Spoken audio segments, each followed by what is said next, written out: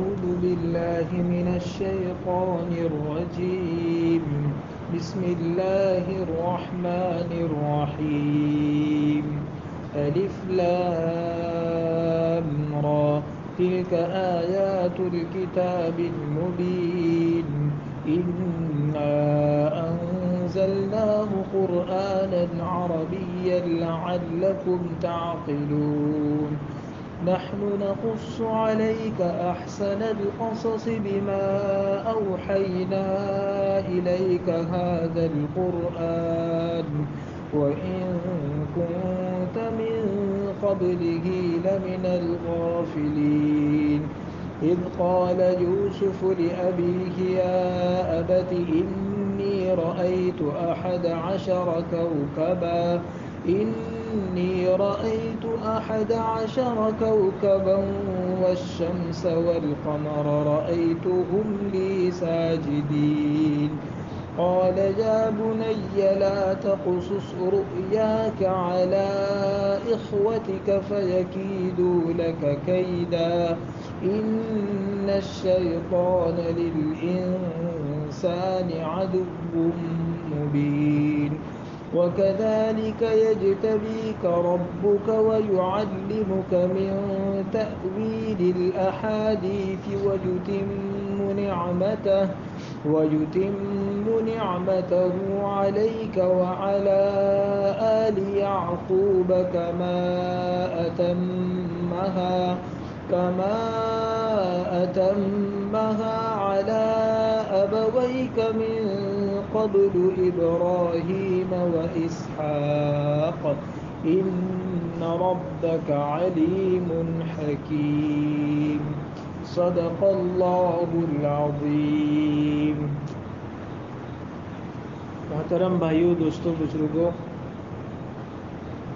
اس وقت جس سورت کی ابتدائی آیتیں ہمارے سامنے تلاوت کی گئی، اس سورت کا نام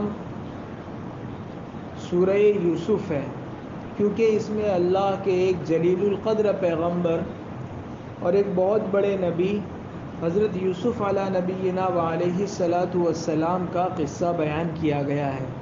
تو ان کے قصے کی مناسبت سے اس سورت کا نام سورہ یوسف رکھا گیا ہے۔ مفتی شفیع صاحب رحمۃ اللہ علیہ نے اپنی کتاب معارف القرآن میں لکھا ہے کہ یہ پوری سورت سوائے 4 آیتوں کے، یعنی 4 آیتوں کو چھوڑ کر پوری کے پوری سورت مکی ہے، حضور اکرم صلی اللہ علیہ وسلم کے مدینہ ہجرت کرنے سے پہلے نازل ہوئی۔ اس میں کل آیتیں 111 ہیں، اس کے رکوع 12 ہے، اس کے کلمات اور حروف کی تعداد بھی علماء نے لکھی ہے۔ اس میں کلمات ہے 1808 اور اس کے حروف کی تعداد ہے 7411، اور اس کے قرآن کریم کی جو صورتیں اتری ان صورتوں کے نمبر ہیں کہ کون سے نمبر پر یہ صورت اتری۔ تو یہ 53ویں نمبر پر یہ صورت اتری، 53۔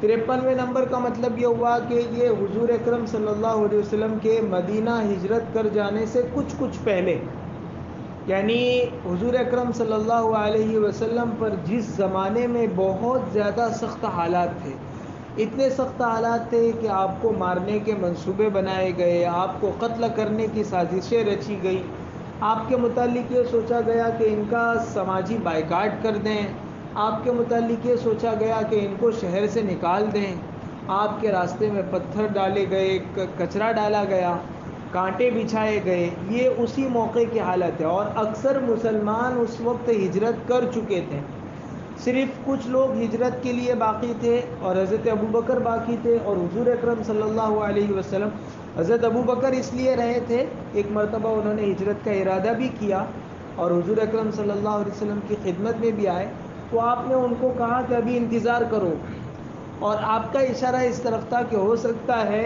کہ میری ہجرت کے ساتھ ہی ساتھ تمہاری بھی ہجرت ہو جائے۔ تو حضور اکرم صلی اللہ علیہ وسلم نے ان کو اپنا ہجرت کا سفر ہجرت کا ساتھی بنانے کے لیے ان کو روکے رکھا تھا۔ تو جس زمانے میں یہ صورت نازل ہوئی وہ بہت خطرناک حالات تھے اس وقت، اور یہی اس صورت کا پیغام بھی ہے۔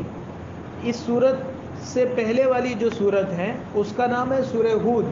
اس میں اللہ تعالیٰ نے 5 انبیاء کا الگ الگ 5 نبیوں کا تذکرہ کیا اور ان پر ان کی قوم کی طرف سے کیا کیا حالات آئے۔ حضرت شعیب علیہ السلام کو ان کی قوم نے کیا کہا، ہود علیہ السلام کے ساتھ کیا ہوا، حضرت سمود علیہ السلام کے ساتھ، حضرت صالح کے ساتھ کیا ہوا، وہ 5 کے قصے اللہ تعالیٰ نے تفصیل کے ساتھ حضرت لوط علیہ السلام کے ساتھ ان کی قوم نے کیا کیا، وہ بیان کیا ہے۔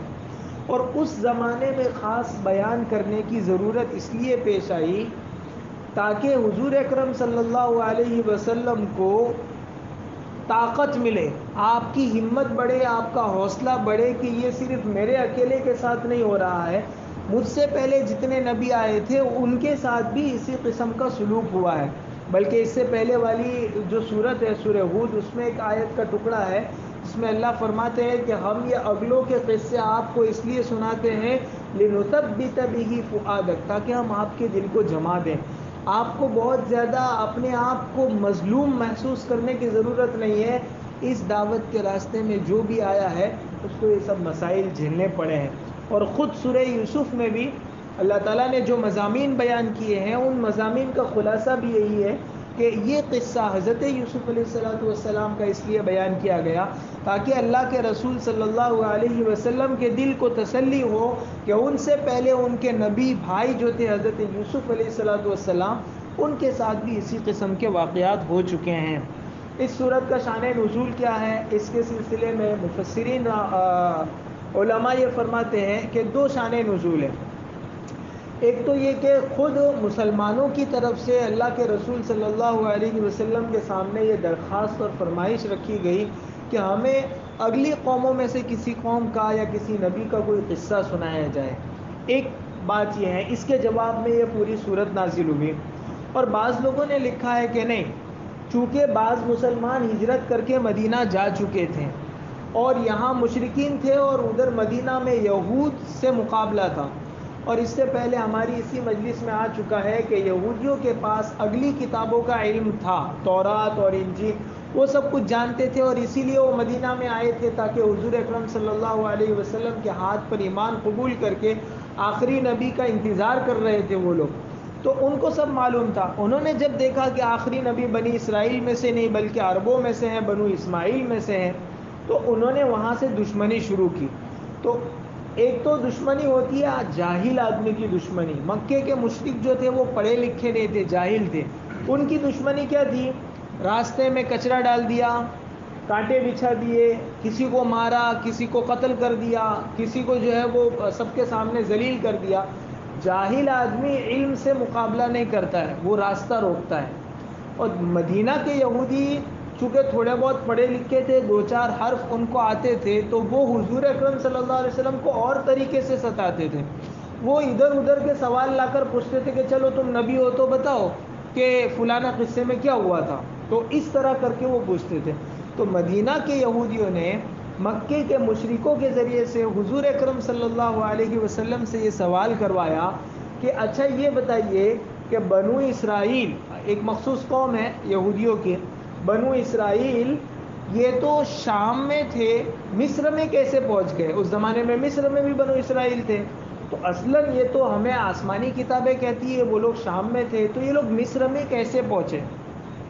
اور بعض روایتوں میں کہ ان کا سوال یہ تھا کہ وہ کون سے نبی ہیں جو شام میں سے مصر چلے گئے، یہ ان کا سوال تھا۔ تو اس کے جواب میں اللہ تعالیٰ نے یہ پوری صورت نازل فرمائی جس میں یہ بتایا گیا ہے کہ کیسے حضرت یوسف علیہ السلام شام سے مصر گئے، شام میں ان کے ساتھ کیا ہوا اور مصر میں ان کے ساتھ کیا ہوا۔ تو یہ اس صورت کا شان نزول ہے۔ اس صورت میں حضرت یوسف علیہ السلام کا جو قصہ بیان کیا گیا ہے، اس قصے کو اللہ تعالیٰ نے خود اس آیت میں نحن نقص علیک احسن القصص بما اوحینا، سب سے اچھا قصہ کہاں؟ یعنی قرآن میں تو بہت سارے قصے بیان کیے گئے ہیں، پھر اسی قصے کو سب سے اچھا قصہ کیوں کہا گیا؟ تو اس کا ایک جواب تو قرآن کی تفسیر کرنے والے علماء نے یہ دیا ہے کہ دیکھو قرآن ہسٹری کی کتاب نہیں ہے، قرآن کوئی تاریخ کی کتاب نہیں ہے کہ اس میں آپ قصے کہانیاں پڑھو اور گزر جاؤ۔ قرآن کا مقصد ہے عبرت حاصل کرنا، لوگوں کو ان کی زندگی میں کہاں کہاں رہنمائی کی ضرورت پڑتی ہے وہاں رہنمائی کرنا. تو قرآن میں جہاں بھی اگلی قوموں کے قصے سنائے ہیں وہ سب ترتیب کے ساتھ نہیں سنائے کہ ایسا ہوا پھر ایسا ہوا پھر ایسا ہوا، بلکہ کسی جگہ شروع کا حصہ بیان کیا گیا، کسی صورت میں آخر کا حصہ بیان کیا گیا، کسی صورت میں اس قصے کا درمیانی حصہ بیان کیا گیا. جہاں جتنی ضرورت پڑی اتنا اتارا گیا، جہاں جس چیز کی عبرت کی ضرورت تھی اتنا حصہ اتارا گیا. پورے قرآن میں حضرت یوسف علیہ السلام کے قصے کے علاوہ کہیں بھی کسی بھی نبی کا ایک ہی قصہ ایک ساتھ نہیں ہے، ٹکڑے ٹکڑے کر کے، کہیں تھوڑا حصہ کہیں تھوڑا حصہ، کہیں صرف اس قصے کی طرف اشارہ کر دیا اور پھر بعد میں قرآن کی تفسیر کرنے والے علماء نے وہ قصہ نکالا قرآن حدیث سے اور دوسری کتابوں سے. تو قرآن چونکہ بنیادی طور پر عبرت حاصل کرنے کی، نصیحت کی کتاب ہے، ہسٹری اور تاریخ کی کتاب نہیں ہے کہ اس میں تاریخ کی کتاب کی طرح تفصیل کے ساتھ ساری چیز. صرف یہ ایک قصہ ہے جس کو اللہ نے تفصیل کے ساتھ، ترتیب کے ساتھ یکجا بیان کیا، اور یہ قصہ پورے قرآن میں صرف اسی جگہ ہے اور کہیں نہیں ہے. اسی ایک جگہ پر ہیں اور پوری تفصیل کے ساتھ ہے، ترتیب کے ساتھ ہے. باقی جتنے حضرت موسیٰ علیہ السلام کا قصہ سب سے زیادہ قرآن میں ذکر کیا گیا ہے، لیکن کہیں بھی مکمل نہیں ہے. تھوڑا ادھر ہے، تھوڑا ادھر ہے، تھوڑا ادھر ہے. کہیں جو چیز بعد میں ہوئی ہے وہ قرآن نے پہلے بیان کی، کہیں جو چیز پہلے ہوئی ہے وہ قرآن نے بعد میں بیان کی. یہی پیغام دینا چاہتا ہے قرآن کہ دیکھو یہ ہسٹری کی کتاب نہیں ہے کہ آپ ناول نہیں ہے کہ دلچسپی کے لیے نعوذ باللہ پڑھ لیا اور پڑھ کر رکھ دیا. یہ زندگی کے لیے چراغ اور مشعل ہے، رہنمائی کی کتاب ہے. تو جہاں جتنی ضرورت پڑی وہاں قرآن نے اتنا حصہ اتارا، چونکہ اس میں فرمائش کی گئی تھی یا یہودیوں کی طرف سے چیلنج کیا گیا تھا، نبوت پر سوال اٹھایا گیا تھا. اس لیے اس ایک موقع سے مکمل قصہ پوری تفصیل کے ساتھ ایک جگہ ذکر کر دیا. باقی کہیں بھی کسی نبی کا قصہ اللہ تعالیٰ نے اس انداز میں ذکر نہیں کیا ہے. اس لیے اللہ تعالیٰ نے اس کو نحن نقص علیک احسن القصص کے ذریعے سے، سب سے اچھے قصے کے ذریعے سے تعبیر کیا. بعض علماء کہتے ہیں کہ اس لیے بھی اس کو قرآن میں اچھا قصہ کہاں ہے سب سے اچھا، کہ دوسرے انبیاء کے قصوں کو بیان کر کے جو نتیجہ اور جو سبق اور لیسن ملتا تھا وہ سارا اس صورت میں موجود ہے. اس صورت کے ایک ایک جز سے وہ سبق ملتا ہے جو دوسرے الگ الگ قصوں سے سبق ملتے ہیں. تو گویا قرآن جو پیغام دینا چاہتا ہے، جو میسج دینا چاہتا ہے، وہ سارا کے سارا اس صورت میں موجود ہے. تو اس لیے بھی اس کو احسن القصص کہا گیا ہے. بعض لوگوں نے کہا اس کا اسلوب بہت اچھا ہے، قرآن کا اس صورت میں قصہ بیان کرنے کا اسلوب اور طریقہ اور اس کا جو بیان کرنے کا نہج ہے وہ بہت اچھا ہے، اس لیے اس کو احسن القصص کہا گیا.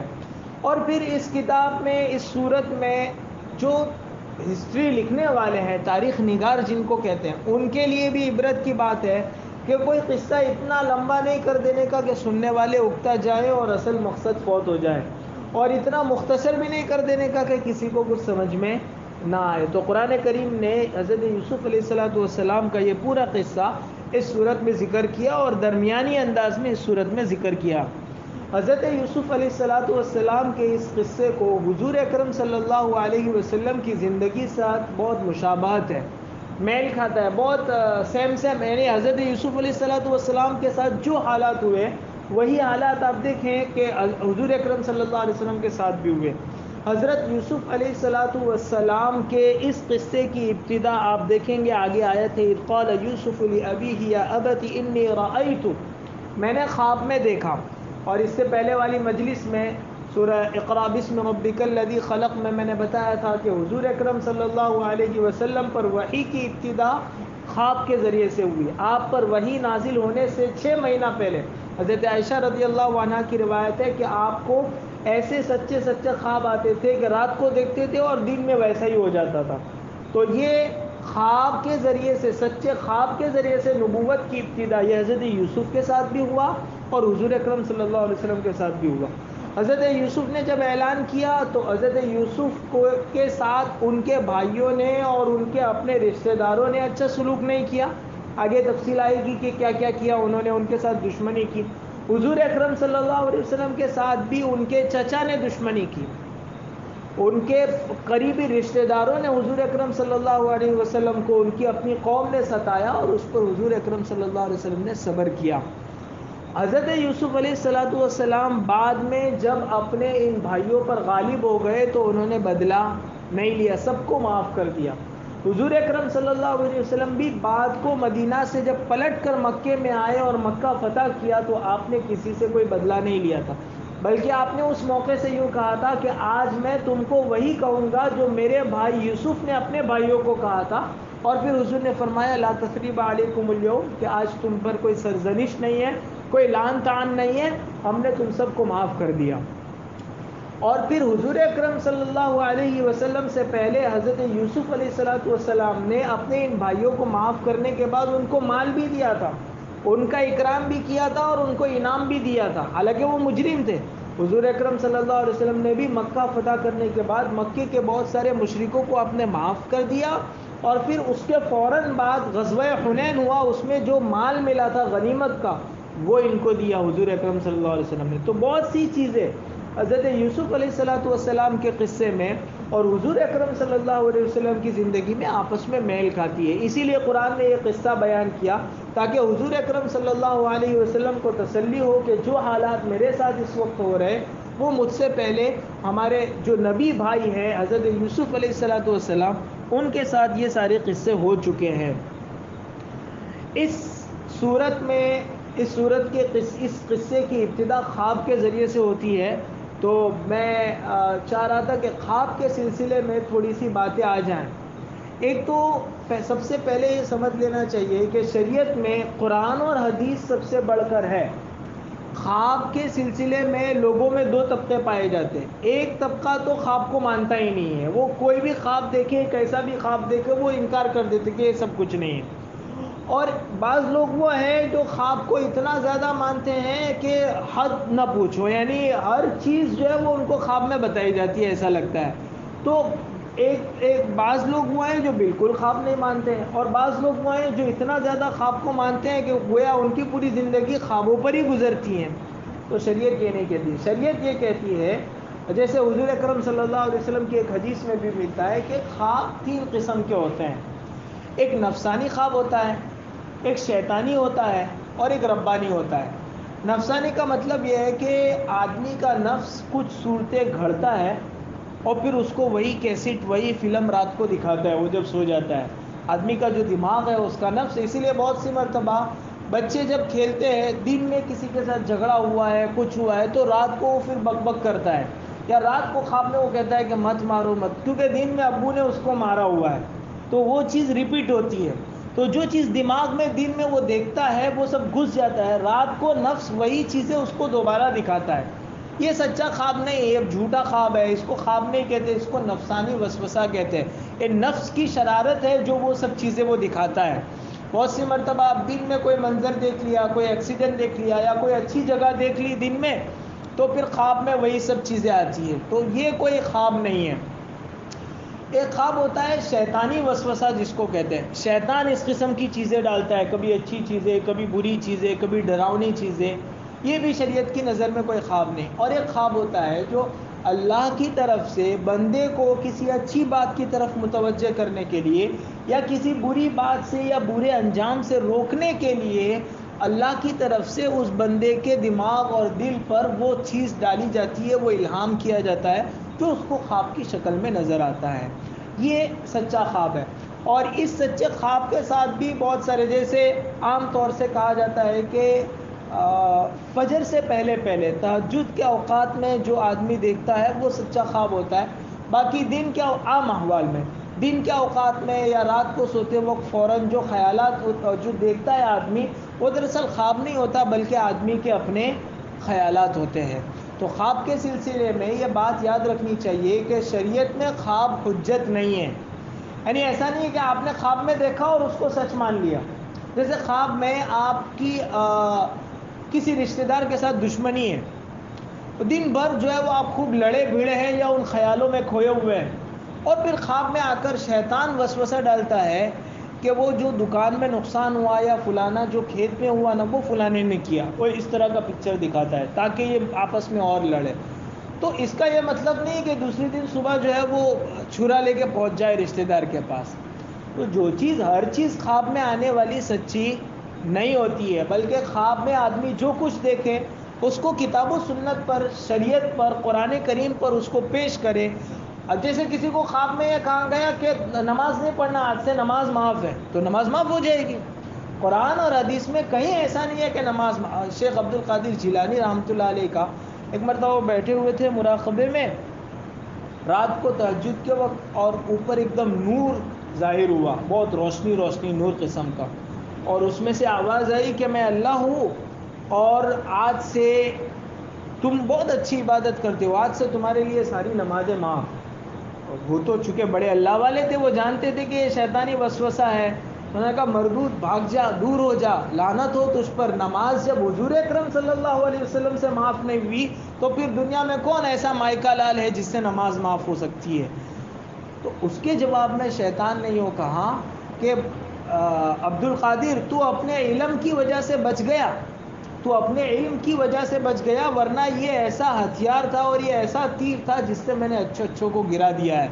تو اس پر شیخ عبد القادر جیلانی رحمۃ اللہ علیہ نے کہا کہ مردود تو یہاں سے چلا جا، میں اپنے علم کی وجہ سے نہیں بچا، میں اپنے اللہ کی رحمت کی وجہ سے بچا.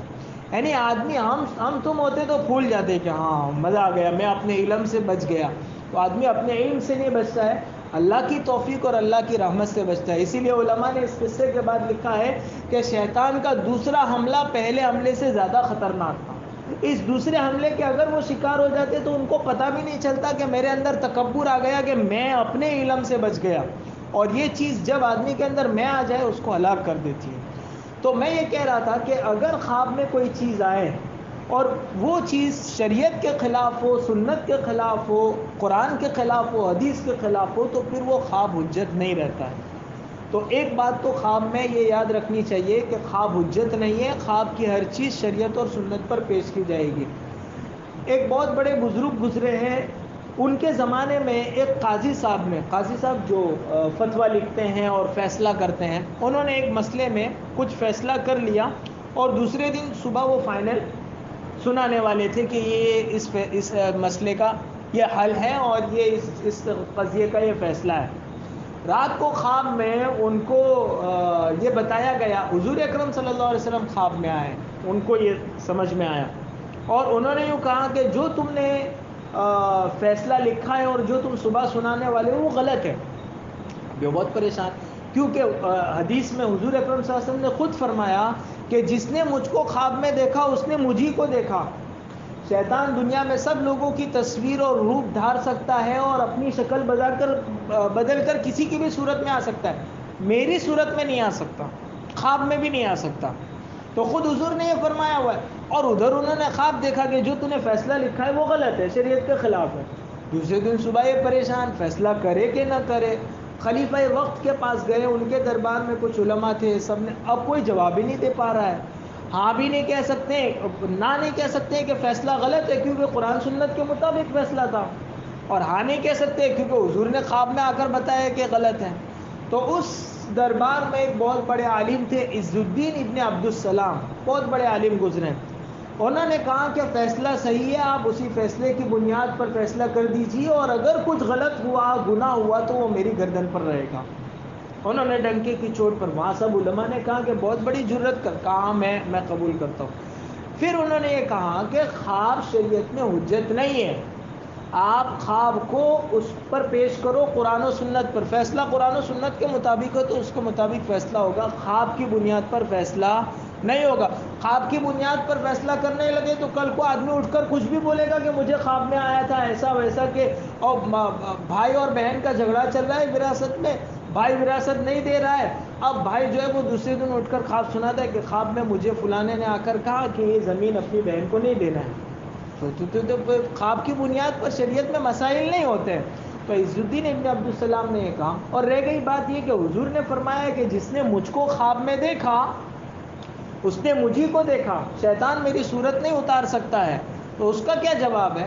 تو اس کا جواب عز الدین ابن عبد السلام نے دیا کہ بھائی وہ حضور آئے ہی نہیں تھے خواب میں، ان کو ایسا لگا کہ آئے تھے، یا آئے تھے اور حضور نے یہ نہیں فرمایا تھا، کچھ اور. کبھی ایسا ہوتا ہے آدمی بولتا ہے کہ کچھ ہوا تھا پھر اس کے بعد یاد نہیں کہ کیا ہوا, شاید یوں تھا. تو یہ قاضی صاحب جو بول رہے ہیں نا وہ شاید والا ہے. تو انہوں نے صحیح میں جو ہے وہ خواب میں حضور کی بات سنی نہیں, ان کو بیک گراؤنڈ سے ایسا لگنے لگا کہ یوں ہوا تھا. تو یہ ہے خواب کا مسئلہ. خواب کو بہت زیادہ اہمیت نہیں دینی چاہیے. جو اہمیت دینے کی چیز ہے وہ یہ کہ جاگتے میں آدمی کیا کرتا ہے. بسا اوقات محلے میں کسی نوجوان نے دیکھ لیا حضور اکرم صلی اللہ علیہ وسلم خواب میں, اچھی بات ہے, اللہ تعالیٰ فضیلت عطا فرمائے اور ترقی دے, لیکن اس کا مطلب یہ نہیں ہے کہ اللہ کا ولی ہو گیا, بزرگ ہو گیا. بعض مرتبہ سچے خواب کافر اور فاسق کو بھی آتے ہیں. حضور اکرم صلی اللہ علیہ وسلم کو جس وقت غزوہ بدر کا موقع تھا تو آپ کی ایک چچی تھی عاتقہ, پھوپھی تھی, ان کو خواب آیا تھا اور وہ خواب سچا تھا کہ ایسا ایسا قصہ ہوگا. اور بھی خود اسی صورت میں آگے جا کر حضرت یوسف علیہ السلام کو جب جیل میں ڈالا جاتا ہے, 2 بندے وہاں جیل میں رہتے ہیں جو دونوں کافر رہتے ہیں, ان کو خواب آتا ہے, وہ سچا خواب ہے. تو خواب تو کسی کو بھی آ سکتا ہے سچا خواب, اس کے لیے کوئی ولی ہونا ضروری نہیں ہے. تو کسی نے کوئی خواب دیکھا اور ویسا ہو گیا تو اس کا مطلب یہ نہیں کہ کل کو ہم جو ہے وہ اس کے پاس پہنچ جائیں کہ حضرت بیعت فرما لیجیے, ایسا نہیں. اور دوسروں کو دھوکہ تو کم ہوتا ہے, خواب دیکھنے والے کو دھوکہ زیادہ ہوتا ہے کہ اب تو مجھے اچھے اچھے خواب آنے لگے ہیں, اب میں اللہ کا ولی ہو گیا ہوں, میں بہت بزرگ بن گیا ہوں, اور پھر اس کے اعمال میں ڈھیل آ جاتی ہے. تو خواب کی وجہ سے اصل نجات کا دار و مدار بیداری میں آدمی جو کام کرتا ہے نا اس پر ہے. بیداری میں وہ فسق و فجور کرتا رہے, گناہ کرتا رہے, اور پھر یہ کہے کہ خواب میں مجھے یوں دکھتا ہے یوں دکھتا ہے, یہ شیخ چلی کے خواب ہیں. نجات کا مدار کس پر ہوگا؟ آدمی اپنی کھلی آنکھوں کے ساتھ جو کرتا ہے اس پر نجات کا مدار ہوگا, اور اسی پر اس کی زندگی آخرت میں بننے والی ہے. اور خواب کے سلسلے میں حضور اکرم صلی اللہ علیہ وسلم نے ابن سیرین رحمۃ اللہ علیہ, یہ خواب کی جب بھی بات آتی ہے تو آپ ابن سیرین کا نام سنیں گے, یہ خواب کی تعبیر بتانے کے امام سمجھے جاتے ہیں. وہ کہتے ہیں الرؤیا تسر ولا تغر, خواب سے خوش ہو سکتے ہیں, دھوکہ نہیں کھا سکتے ہیں. اچھا خواب دیکھا ہے, اللہ کا شکر ادا کرے, خوش ہو, لیکن دھوکے میں نہ پڑے کہ میری نجات ہو گئی, کیونکہ نجات اس وقت تک نہیں ہو سکتی ہے جب تک کہ موت نہ آ جائے آدمی. تو موت کے وقت بھی شیطان دھوکہ دیتا ہے. تو ابن سیرین رحمۃ اللہ علیہ کہتے ہیں کہ خواب دیکھ کر خوش ہوا جا سکتا ہے, دھوکے میں نہیں پڑا جا سکتا. اور خواب کے سلسلے میں علماء نے حدیث سے جو آداب نکالے اس میں سے یہ بھی ہے کہ اگر آدمی اچھا خواب دیکھے تو اس پر خوش ہو اور اللہ کی تعریف کرے, اور اپنا خواب کسی کے سامنے, کسی ایرے غیر نتھو خیرے کے سامنے بیان نہ کریں. عام طور سے آدمی جو کچھ دیکھتا ہے وہ بیان کر دیتا ہے. بعض مرتبہ حدیث میں آتا ہے کہ خواب معلق ہوتا ہے. معلق کا مطلب یہ کہ خواب اچھا ہے یا غلط ہے وہ لٹکا رہتا ہے. ابھی آپ نے اپنے کسی دوست کو وہ خواب بتایا اور اس نے کچھ غلط سلط تعبیر دے دی, غلط سلط اس کا جواب دے دیا, تو پھر وہ ویسا ہی ہو جاتا ہے. اور آپ نے کسی اچھے عالم سے یا کسی جاننے والے سے یا کم از کم جو آپ کا ہمدرد اور خیرخواہ ہے اس کے سامنے وہ خواب بیان کیا اور اس نے اس کی اچھی تعبیر نکالی, تو اس اچھی تعبیر کا نکالنے کی وجہ سے پھر ویسا ہی ہوگا. تعبیر کا فرق پڑتا ہے. ہمارے وہاں کتابوں میں قصہ بیان کیا جاتا ہے, ایک بادشاہ نے خواب دیکھا کہ اس کے سارے دانت ٹوٹ گئے, تو صبح آ کر اس نے خواب بیان کیا, تو ایک تعبیر بتلانے والے نے یوں کہا کہ آپ کے سارے رشتہ دار آپ کی زندگی میں مر جائیں گے. بادشاہوں کا دماغ سڑیلا ہوتا ہے, انہوں نے اس کو مار ڈالو, یہ میرے لیے بد دعا کرتا ہے. پھر دوسرے آدمی کو بلایا, اس نے کہا کہ آپ کی عمر سب سے زیادہ لمبی ہونے والی ہے. بات تو اس نے بھی وہی کہی, لیکن اس کا اسلوب اور لہجہ اچھا تھا, اس خواب کی تعبیر بتانے کا انداز اس کا اچھا تھا. تو تعبیر سے بہت فرق پڑ جاتا ہے. اس لیے ہر کسی کے سامنے خواب بیان نہیں کیا جاتا. اچھا خواب بھی دیکھا ہے تو بھی اس کو آپ بیان نہ کریں, اس لیے کہ بظاہر خواب میں اچھی چیز دکھائی دیتی ہے لیکن اس کی تعبیر جو ہے وہ غلط ہوتی ہے. جیسے شاہ عبدالعزیز محدث دہلوی رحمۃ اللہ علیہ کے پاس ایک آدمی آیا اور اس نے کہا کہ رات کو میں نے خواب میں دیکھا کہ حضور اکرم صلی اللہ علیہ وسلم میرے گھر میں تشریف لائے ہیں, لیکن آپ کا جو حلیہ ہے, جو کتابوں میں لکھا ہے کہ بہت سادہ سمپل آپ رہتے تھے, جھوٹا موٹا پہنتے تھے اور زیادہ کچھ جو ہے وہ آپ شاہانہ لباس نہیں ہوتا تھا, لیکن میں نے دیکھا کہ حضور میرے گھر میں آئے تو شاہانہ لباس میں, جیسا بادشاہ لوگ لباس پہنتے ہیں ویسے لباس میں آئے. تو وہ تو بہت خوش ہو کر خواب سنانے آیا، اور شاہ عبدالعزیز نے کہا جلدی جاؤ گھر پہ اور اپنے بیوی بچوں کو گھر سے باہر نکالو اور گھر کا سارا سامان باہر نکالو۔ اس نے کہا حضرت کیا ہوا؟ کہا بعد میں کیا ہوا، پہلے تم جاؤ جلدی۔ اس کو جلدی سے بھیجا، اس نے سارا سامان باہر نکالا، گھر والوں کو باہر نکالا اور پورا گھر گر گیا۔ لوگوں نے شاہ صاحب سے پوچھا کہ یہ کیسا تعبیر، آپ نے کیسی تعبیر بتائی؟ کہا حضور کبھی بھی شاہانہ لباس میں نہیں آئے، اس کے خواب میں شاہانہ لباس میں آئے ہیں تو یہ بتلانے کے لیے آئے، قرآن میں اللہ نے بادشاہوں کی عادت بتائی کہ بادشاہ جب کسی ملک کو فتح کرتا ہے تو تباہی اور بربادی لاتا ہے۔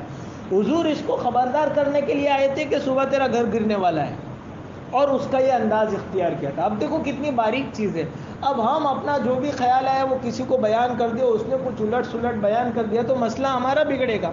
اسی لیے علماء نے خواب کے آداب میں سے لکھا ہے کہ اپنا خواب یا تو کسی عالم کے سامنے، علماء میں سے بھی سب لوگ یہ فن نہیں جانتے، یہ ایک مستقل فن ہے، بہت کم لوگوں کو یہ معلوم ہوتا ہے، یا تو کسی عالم کے سامنے یا کسی ہمدرد اور خیرخواہ کے سامنے، کہ اگر اس کو نہیں معلوم ہو تو وہ نہ کہہ دے، وہ اپنی طرف سے اٹکل پچو جو ہے وہ اپنی طرف سے کچھ بھی ہانک نہ دے، نہیں معلوم ہو تو نہ کہہ دے اور ہماری خیرخواہی کرے۔ تو ایک خواب کے سلسلے میں یہ بات یاد رکھنی ہے کہ اچھا خواب بھی آئے تو کسی کے سامنے، ہر کسی کے سامنے بیان نہیں کرنا، اور برا خواب آئے تو اس کے متعلق حدیث میں آتا ہے، حضور اکرم صلی اللہ علیہ وسلم نے فرمایا کہ اگر کوئی بری چیز خواب میں دیکھ لے تو 3 مرتبہ تھتکار دے۔ تھتکارنا یعنی تھوک جیسی شکل کرنا، آدمی کی آنکھ کھل جائے تو 3 مرتبہ تھتکار دے، اور تعوذ پڑھے، اعوذ باللہ من الشیطان الرجیم پڑھے، اور کروٹ بدل دے۔ اگر دائیں کروٹ پہ ہے تو بائیں پہ ہو جائے، بائیں ہے تو دائیں پہ، کروٹ بدل دے، اور برا خواب کسی سے بیان نہ کرے۔ یہ بھی جو ہے وہ حضور اکرم صلی اللہ علیہ وسلم، بعض روایت میں ہے کہ کروٹ بدل دے، بعض روایت میں کہ اٹھ کر 2 رکعت نماز پڑھے اور اللہ سے کہے کہ میں اس خواب کی بھلائی چاہتا ہوں اور اس میں جو برائی ہے اس سے پناہ مانگتا ہوں۔ تو یہ بھی جو ہے وہ شریعت کی تعلیم ہے کہ خواب کے سلسلے میں ان سب چیزوں کا خیال رکھا جانا چاہیے۔ ایک مرید اور شیخ کا خواب بیان کر کے آج کی بات ختم کرتے ہیں۔ ایک مرید، وہ سچا مرید تھا، اچھا بندہ تھا، نیک آدمی تھا، اور وہ جو اس کا شیخ تھا وہ اچھا نہیں تھا، وہ خالی تعویذ دے کر پیسے کماتا تھا اور مرید کے پاس سے مال بٹورتا تھا، بات پر مرید کے پاس سے مال بٹورتا تھا۔ ایک دن صبح اس نے خواب بیان کیا، کہا حضور میں نے آج رات کو خواب دیکھا اپنے شیخ کے سامنے، مرید نے، کہ ہم دونوں آسمان میں اڑ رہے ہیں اور اڑتے اڑتے دونوں کنویں میں گر گئے، میں پاخانے کے کنویں میں گرا جس میں گندگی تھی اور آپ شہد والے کنویں میں گرے۔ تو شیخ تو کہا کہ سیدھی بات ہے، آپ لوگ گندگی میں رہتے ہیں، دنیا کی گندگی میں، اور ہم لوگ جو ہے وہ نیک اعمال کرتے ہیں، اللہ کی اس میں رحمت والی فضا میں رہتے ہیں، اور میں تو پہنچی ہوئی ہستی ہوں، تم لوگ مانتے نہیں ہو۔ تو مرید نے کہا حضور خواب ختم نہیں ہوا، ابھی آگے جاری ہے۔ دونوں اپنے اپنے کنویں سے نکلے، میں آپ کو چاٹنے لگا، آپ مجھ کو چاٹنے لگے۔ یہ دراصل اشارہ تھا کہ وہ مرید اس شیخ کے پاس جو روحانی اور اچھی چیز ہے وہ لے رہا ہے، اور یہ شیخ مرید کے پاس جو دنیا ہے، جس کو اللہ نے مردار کہا ہے، حضور اکرم صلی اللہ علیہ وسلم نے جو گندگی جس کو تعبیر کیا ہے، تو شیخ اپنے مرید سے دنیا لے رہا ہے اور مرید اپنی شیخ سے دین لے رہا ہے، یہ اس کی تعبیر تھی۔ تو خیر یہ خواب کی بڑی عجیب دنیا ہوتی ہے، اس لیے اس میں آسان راستہ ہے کہ پڑھنے کا ہی نہیں، اس میں کسی سے پوچھنے کی ضرورت نہیں ہے، جو قرآن سنت میں آیا آدمی وہ کرتا رہے، اور اسی کے ذریعے سے ہاں نبی کا خواب سچا ہوتا ہے، نبی کو اگر خواب میں کوئی چیز بتائی جائے تو وہ سچی ہوتی ہے، وہ شیطانی وسوسہ نہیں ہو سکتا ہے۔ حضرت ابراہیم نے جو حضرت اسماعیل کو ذبح کیا وہ خواب کی بنیاد، تو نبی کا خواب وحی کے درجے میں ہوتا ہے، لیکن ہمارا تمہارا عام آدمی کا خواب کی شریعت میں کوئی حجت نہیں ہے، جتنا شریعت نے بتایا اتنا مانے اور جتنا شریعت نے نہیں بتایا ہے اتنا نہ مانے۔ اللہ تعالی ہم سب کو کہنے سننے سے زیادہ عمل کرنے کی توفیق عطا فرمائے، اور اس سلسلے میں جو شریعت نے ہمیں رہنمائی کی ہے اس رہنمائی پر عمل کرنے کی ہمیں توفیق عطا فرمائے۔ انشاءاللہ آگے وہ اگلی مجلس سے وہ قصہ شروع کریں گے، چونکہ اس میں یہ آیا تھا کہ قصہ شروع ہوتا ہے خواب سے، تو خواب کے تعلق سے عام طور سے کوئی چیز بتائی نہیں جاتی ہے، تو اس سلسلے کی جو موٹی موٹی باتیں تھیں وہ میں نے آپ حضرات کے سامنے بیان کر دی۔ درود شریف۔ سبحانك اللهم وبحمدك وتبارك اسمك وتعالى جدك ولا إله غيرك. اللهم صل على محمد وعلى آل محمد كما صليت على إبراهيم وعلى آل إبراهيم إنك حميد مجيد. اللهم بارك على محمد وعلى آل محمد كما باركت على إبراهيم وعلى آل إبراهيم إنك حميد مجيد. ربنا ظلمنا أنفسنا وإن لم تغفر لنا وترحمنا لنكونن من الخاسرين. رب اجعلني مقيم الصلاة ومن ذريتي ربنا وتقبل دعاء. ربنا اغفر لي ولوالدي وللمؤمنين يوم يقوم الحساب. ربنا آتنا في الدنيا حسنة وفي الآخرة حسنة وقنا عذاب النار. اللہ ہم سب کے گناہوں کو معاف فرما. اللہ ہماری خطاؤں سے درگزر فرما. اللہ ہماری سیئات کو حسنات سے مبدل فرما. اللہ ہمیں اپنی پوری زندگی میں نبی اکرم صلی اللہ علیہ وسلم کی لائی ہوئی شریعت اور سنت پر چلنے کی توفیق عطا فرما. اللہ ہر گمراہی سے ہماری حفاظت فرما. اللہ نیکی کے کام کا کرنا ہمارے لیے آسان بنا. اللہ گناہوں سے بچنا ہمارے لیے آسان بنا. اللہ ہمیں گناہ کے مواقع فراہم نہ فرما. اللہ ہم بہت کمزور ہیں. اللہ ہم پھسل جاتے ہیں. اللہ پھسلنے سے ہماری حفاظت فرما. اللہ آخرت کے ہمارے تمام مراحل کو اللہ بعافیت مکمل اور کامیاب فرما. اللہ ہمارے تمام ساتھیوں کی جائز اور نیک تمنائیں پوری فرما. ہمارے یہاں جو مسلمان بھائی پریشان ہیں ان کی پریشانیوں کو دور فرما. جو مقروض ہیں ان کے قرضوں کی ادائیگی کی غیب سے شکلیں اور صورتیں پیدا فرما. جو قید و بند میں محبوس ہیں ان کی رہائی کی شکلیں پیدا فرما. جو مقدمات میں ماخوذ ہیں انہیں باعزت بری فرما. جو مسلمان جس مصیبت اور پریشانی کا شکار ہے اللہ اس کو اس پریشانی سے نجات عطا فرما. ہماری اس مجلس کو بے انتہا قبول فرما.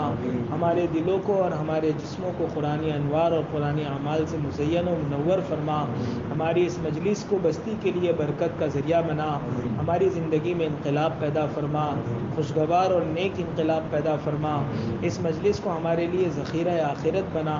ہمارے حق میں حجت بنا. ہمارے خلاف حجت نہ بنا. اس مجلس کو اپنے یہاں بے انتہا قبولیت سے نواز دیجیے. نبی اکرم صلی اللہ علیہ وسلم نے خیر کی لائن سے جتنی دعائیں مانگی اور بتلائی ہمیں اور پوری امت کو عطا فرما. جن شرور سے پناہ چاہیے ان سے ہماری اور پوری امت کی حفاظت فرما. محض اپنے فضل اور کرم سے اور حضور پاک صلی اللہ علیہ وسلم کے صدقے طفیل ہماری دعاؤں کو قبول فرما. ربنا تقبل منا انك انت السميع العليم وتب علينا انك انت التواب الرحيم. وصلى الله تعالى على خير خلقه سيدنا ومولانا محمد وآله وصحبه اجمعين برحمتك يا ارحم الراحمين.